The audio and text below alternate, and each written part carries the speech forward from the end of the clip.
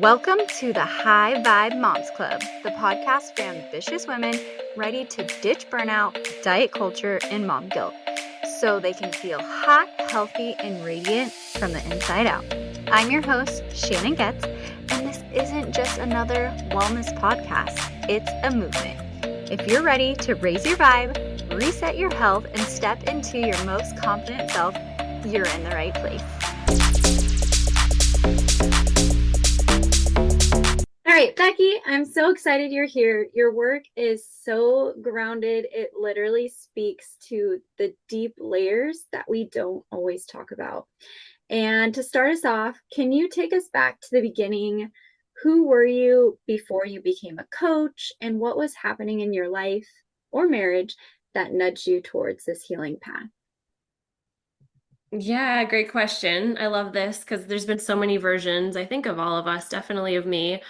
And right before I started coaching, I was in network marketing. I was pretty high up in the top 2% of the company that I was in as a sales director and earning free cars and free trips and the whole shebang. And I felt very successful. And at first it was super fun, but then it did reach its expiration date. I got very burnt out. It was also during a time when my marriage was crumbling. So this is what ended up inspiring me to get the work out now that I share with women on somatic healing and how it can be so powerful for relationships. But at the time, I was just looking really shiny on the outside and really crumbling on the inside. Ugh, I totally get that. That like achieve, do. This is a new concept, I know, to a lot of our listeners. And so for moms who are running on fumes and just feel emotionally tapped out, how would you describe what somatic healing is in, I guess, simple terms? Yeah, I mean, it's the best thing ever for moms who are exhausted and tapped out because, in really simple terms, it just means healing with the body as opposed to just healing from the neck up using mindset work, affirmations, or talking through our problems or listening to a podcast. All of these things that we go to for relief, to feel better, to fix our spoiler alert, we don't need to be fixed, but these are the mainstream things that are out there to feel better. I was in talk therapy for years, couples counseling, read every book I could get my hands on, and I didn't understand why I still felt so fragmented and frazzled, and like my nervous system was on fire, yelling at my kids, insanely busy, didn't know how to slow down, didn't know how to breathe deeply, didn't know how to rest or take a day off without feeling guilty. And so somatic really just means the root word soma, which is body, getting into the body and learning how to bring your body back into a nervous system state that is safe and regulated and can breathe deep and rest and digest rather than be stuck in these chronic states of all the F bombs, I call them, fight, flight, freeze, fawn. Yes. Oh my gosh. I'm guilty of that. I initially, when I got into personal development, it was like mindset, heal your mind, heal your life, all these things. And so I was getting frustrated that I was doing all the things. And I'm like, why do I still just feel like I just want to scream? um, you talked about we don't need to be fixed. What do you wish more couples understood about intimacy from your perspective? Because I know a lot of us think like we need to be fixed. We don't have that emotional safety, I guess, or what do you think? Yeah, if I could boil it down to two things that I wish everyone understood better when it comes to intimacy and relationships, I would say it would be attachment and somatics. So by attachment, I just mean attachment styles and core attachment wounds and how to repair secure attachment, in our own nervous system and with others. So for some, this might be a familiar phrase, attachment theory. There's four main styles. But for others, it may be new. So just to go over it really quick, there's secure attachment, which is the goal. It's where our nervous system feels safe enough to be in connection with others, comfortable with intimacy, comfortable with trusting others, with speaking our truth, as well as comfortable with independence and space and being alone. So it's self-trust, trust for others. This is where we can all get to, and why there's coaches, to help us to get through these hurdles to secure attachment. The other three are more insecure attachments, which come from the first 18 months of life. It really has so much to do with how our birth story was and those early connections from our caregivers, from those who were attuning to us or misattuning when we cried out for connection. And so those other three that are developed from that early imprinting are anxious attachment, which is what myself and most of the women in my container identify with, where it's a fear of disconnection, a fear of abandonment. We feel way more comfortable. Our nervous systems are soothed in deep connection and closeness to others. We don't do well with conflict. It's hard to sometimes speak our truth, hard to trust ourselves and trust others.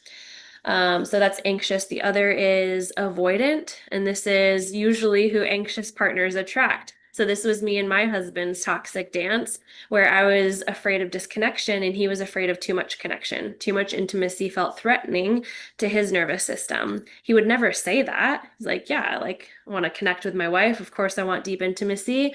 But in moments of really deep connection or intimacy, his nervous system would be like, this is too much. I need space, independence, autonomy.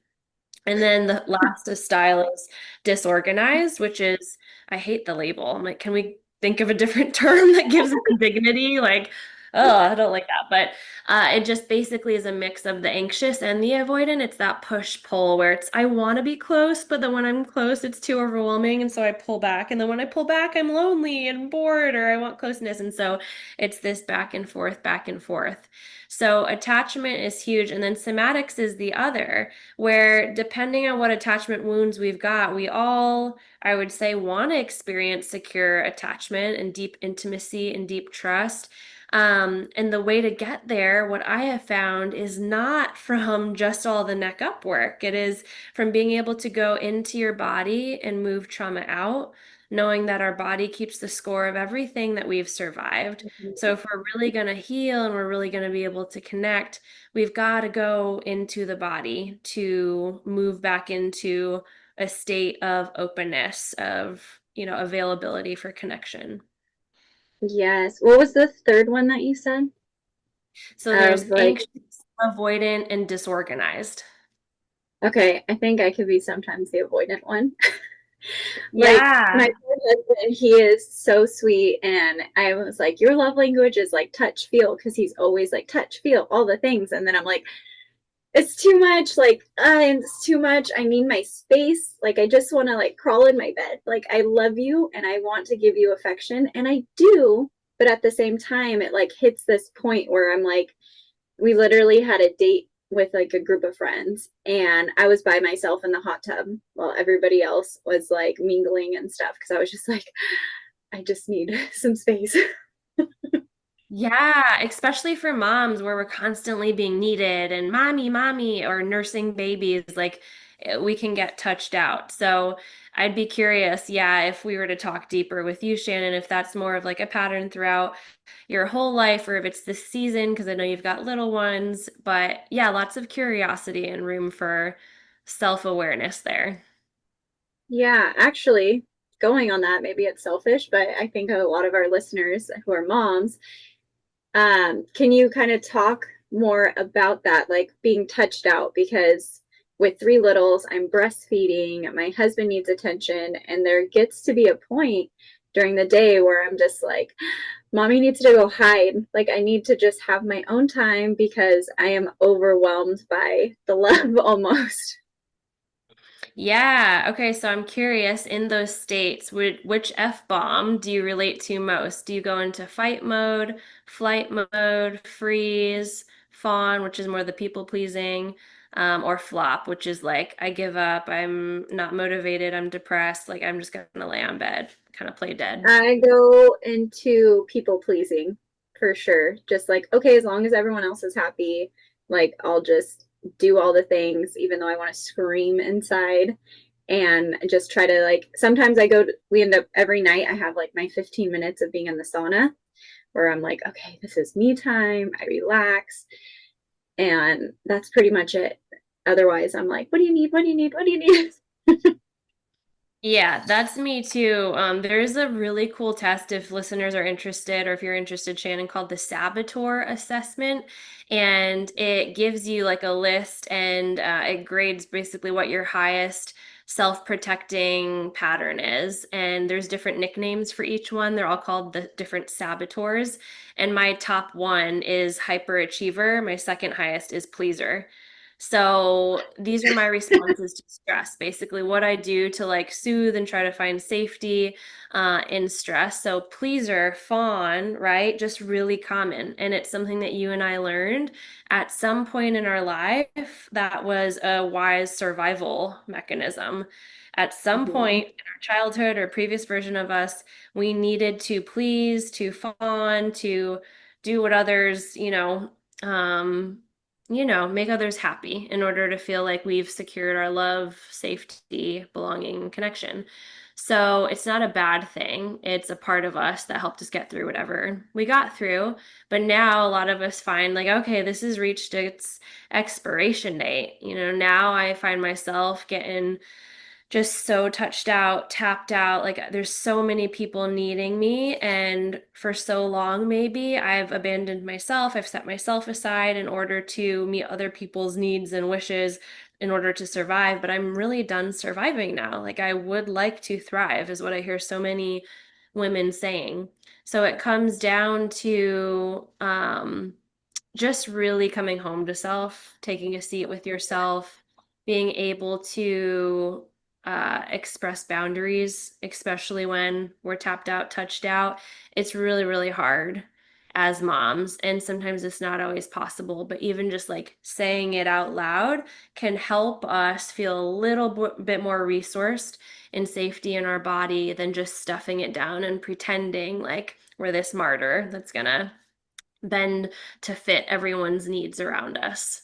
So I love that you do the sauna. That's an amazing way to like just when you can actually move your whole body to a place that is not going to be interrupted or you're not going to be needed. And yeah, for some of us it's literally just a few minutes in the bathroom, but really anchoring that in. If that's all you got, those 2 minutes, just listening to the silence and letting your Mhm. nervous system absorb that, listening to the peace, like feeling the not being needed for a moment. um and then when we do come back into connection, just being able to express, and sometimes this takes coaching because it can feel like an absolute threat to certain nervous systems, but be able to express our truth can be extremely healing for the fawn response. Yes. Yes. I love that. So true. Okay. This is a practice for me. Okay. So I want to talk a little bit with more of the marriage and relationships. So for that mama who is exhausted and she does want to be connected, excuse me, with her husband, her partner, what is a good way to perhaps spark that connection without like, oh, let me put on some sexy lingerie and like a grand gesture, but what's something that's just like simple to be like, hey, we both have a lot on our plate, but I want you to know that I still desire you, I still love you, without, I guess, overwhelming your nervous system. Yeah, I love that. And I think it totally depends, one, on where, like, what people lean towards when it comes to their attachment style. So, for somebody who leans more anxious, who really like needs that connection, wants it, feels really dysregulated if she goes too long without it with her husband, it might just be a simple bid for connection. Like, I miss you. This season's life is crazy. Can we cuddle and watch a show later before going to bed? Even if it is 10 minutes before you knock out, or, just sending, if you do want to be sexy and flirty, and also this depends on maybe what phase of your cycle that you're in and your menstrual cycle. You might just send a little, sexy gif or, some kind of message just to be able to have that connection. if you lean more avoidant, right, where it's just like, okay, in theory, I value connection. I could be doing my own thing more comfortably.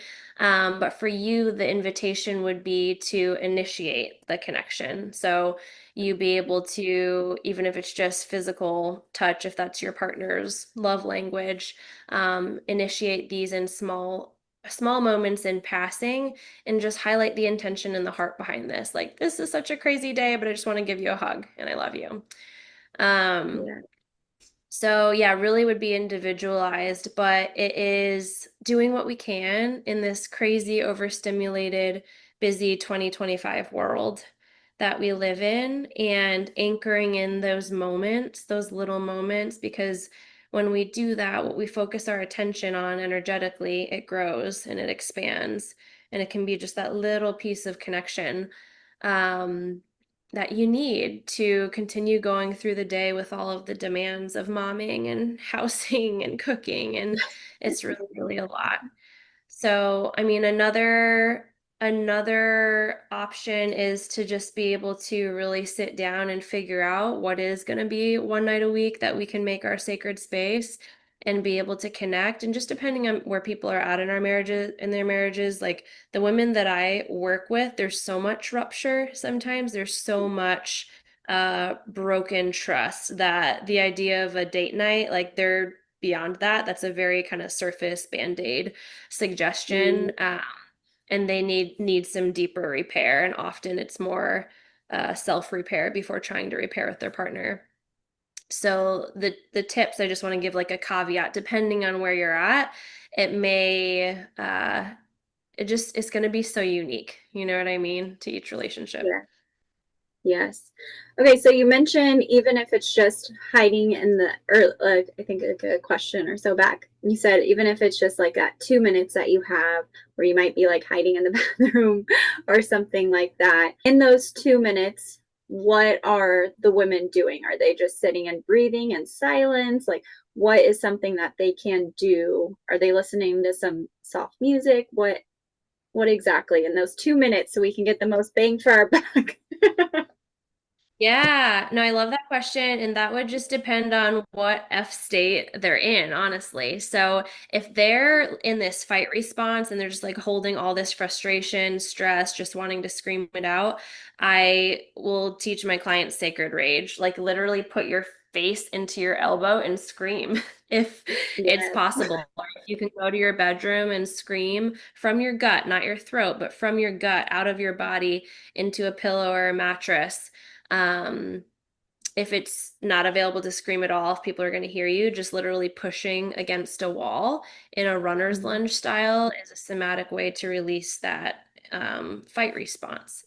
And so if it's flight, like I need to get out of here. These people, kids are driving me crazy. I'm ready to go to the Bahamas. Like, get me out. You might literally, if you lock yourself in the bathroom, just pedal your feet as if you're walking away. Imagine yourself walking away or like a little light jog. This allows your body to complete its impulse, its natural response to want to flee in a moment when the nervous system is overwhelmed. So I'll do that on Zoom meetings sometimes when I have to be there on camera and I don't want to be. I'll just be pedaling my feet under the table and looking at the bird out the window. Like, look how free that bird looks. And it just soothes my nervous system. Yeah. Um, if it's freeze, think of thawing out, like gentle rocking. You might literally put your arms around your shoulders like you're giving yourself a self hug, and then gently sway and rock yourself like you would a baby, right? Who's distressed. Humming when you're in a freeze state can activate the vagus nerve, which is that big kahuna nerve, second biggest nerve in our nervous system that runs from the base of our skull to the bottom of our spine. So humming, even the vocalization of the word voo, like voo, you can even feel it, like it vibrates, it stimulates the vagus nerve, which sends signals to calm down. And then fawn, right? It would just be, I would invite you to put your hand over your heart and offer yourself the words that you're craving to hear from someone else. Typically in fawn, there's a fear of, are they going to leave me or be mad at me or judge me or manipulate me in some way? So whatever you wish that person would say to you to affirm you or do, like trying to offer that to yourself in that moment. And then flop. If you're in a flop mode, again, just really gentle's the name of the game there. You might even text a friend and seek human connection and co-regulation in that moment. Like, hey, girl, I have 2 minutes. Just please shoot up a prayer for me. Send me something encouraging. Even petting a pet can be huge when you're in a flop state. And so I have a fun cheat sheet I can give you where it says, depending on what state you're in, like what somatic tool you can resource. So just let me know later, Shannon, if you want that. Yes, that's amazing. Oh my gosh, Becky, I'm like, there's so much coming in, and this has been so powerful and so helpful to continue with this healing journey because I'm like, I want to dive in and be like, me, but I don't want to be too selfish. We got to help all of the listeners out there. So we mentioned a prayer, and whether it's God, universe, divine, for women who do crave that spiritual grounding, do you have a prayer, a verse, affirmation, or something that you use when you need to feel safe and held? I know there's the different stages, are different, what's the correct term for the four? I don't know the correct, I call them the F-bombs. Oh, the Oh, attachment styles. Yes, the yes, attachment yes, the attachment styles and the F-bombs. I guess depending on the attachment styles and the F-bombs, any sort of prayer, verse, or affirmation that you can share with the listeners. I love that. The prayer I pray most consistently, I don't know if I would say I use this in like a moment of stress or trigger, but every day I ask God what is available for me to know or understand today. And I just sit and I practice listening. And this is when I was new to this practice, I thought I was cuckoo, for like any thoughts that came in my head, I'd be like, that's just my thoughts. Like, that's not God talking to me. So just depending on where people are with their spiritual walk, or even like you said, if they don't say God, but divine, higher power, universe, just practicing that deep listening to your own intuition, your own higher power. And so what's available for me to know or understand, I ask that every day. Sometimes I'll get specific and journal, God, what's available for me to know or understand in my business? Listen. What's available for me to know or understand in my marriage? Listen, write down what comes through and then do it. As far as a prayer or mantra, okay, I'm laughing because literally what just came to mind was the memory of my birth of my second daughter, who was 9 pounds, 15 ounces, and she was not a C-section. Yeah. Wow, Mama.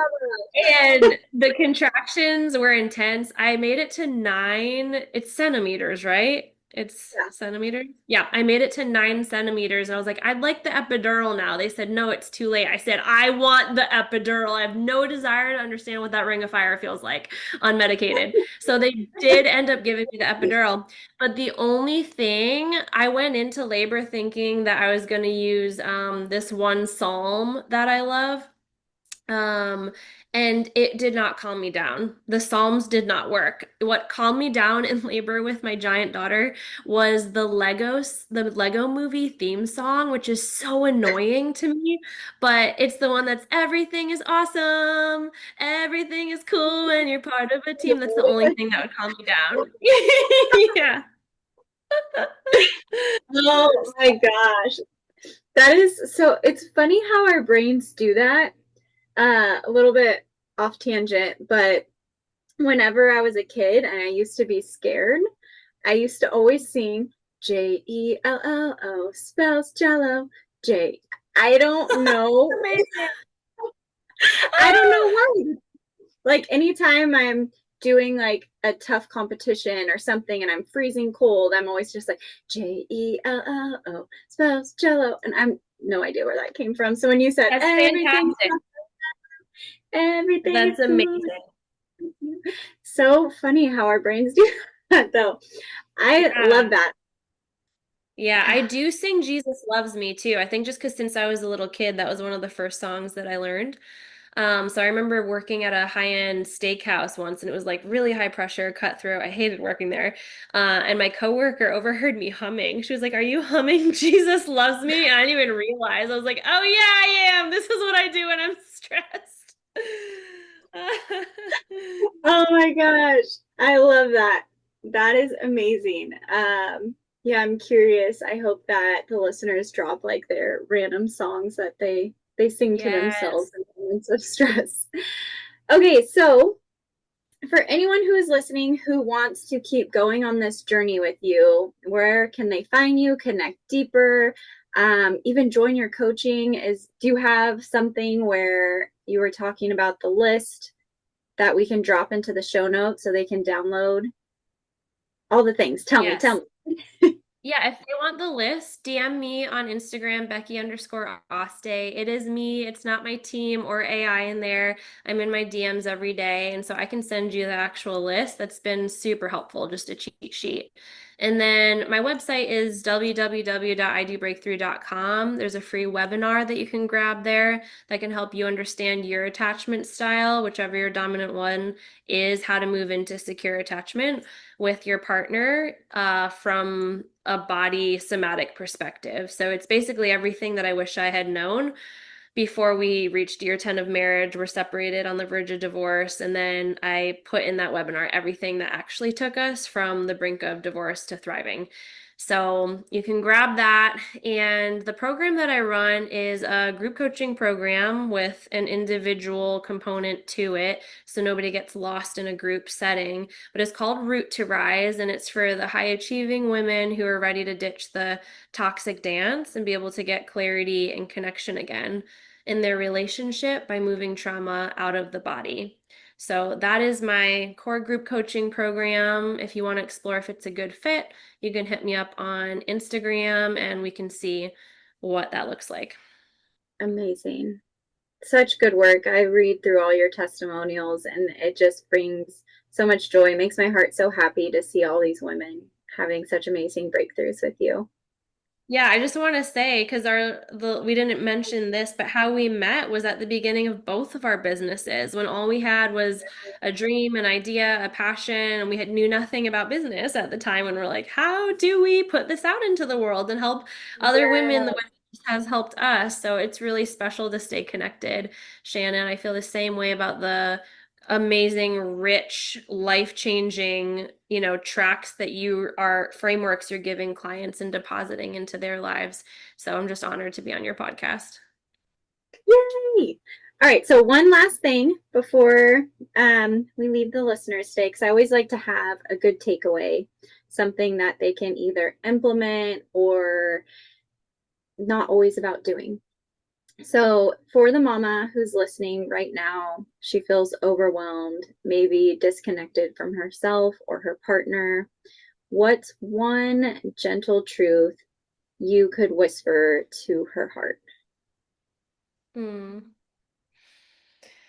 What comes to mind is it's actually the last words my dad ever said to me. So he passed when I was a freshman in college. It was a week into school. And I'm so glad the last words was on AIM Instant Messenger. And he said, Mm. Becky, you are unique and special. Factories make products and they all have, the same number, they look the same, but you are, I'm paraphrasing, right? Because I was 18 years old, but this is basically what he said. He said, you are a unique individual created by God with unique spiritual gifts, unique DNA. There's no one like you, Becky, and I love you. So that's just literally the words that came through, is just to offer that to whoever's listening, whether you had a dad to tell you that or not, is you are a unique individual meant to make a unique thumbprint on this world. And there's nobody with your DNA, your vision, your gifts, your nervous system, your lived experience. And so I just want to say, if you're listening to this, it's for a reason. And I'm sending you love. And my invitation would be just to put your hand on your heart and validate that in yourself. See if that even feels available to you. Sometimes that might feel too intimate, but be able to validate that to yourself. That is beautiful. I'm like in tears. I'm like, such a beautiful message. Thank you, Becky. Yeah, you're welcome. Thanks for having me. Of course, we loved having you, and we'll connect everything in the show notes so our mamas can find you, and only amazing things to continue for your life and your journey. And I'm so happy you're with us today. Thanks, Shannon. We'll talk soon.